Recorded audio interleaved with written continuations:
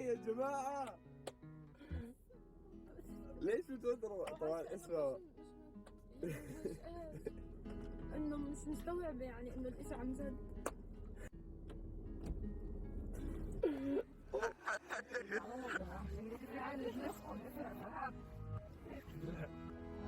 يعني زي ما حكيت أنا كمان وحيدة على شباب وجانا وحيدة على شباب وعندنا نقص في البنات. نعم. بس ما توقعت كنت أضل أحلم إنه ولد، وحسيت هيك كل إشي حوالي عم ببين لي إنه ولد، فعشان هيك كثير انصدمت بس كثير مبسوطة. الحمد لله، الحمد لله يا جماعة، الله يتمم على خير وييسر إن شاء الله الأمور كلياتها.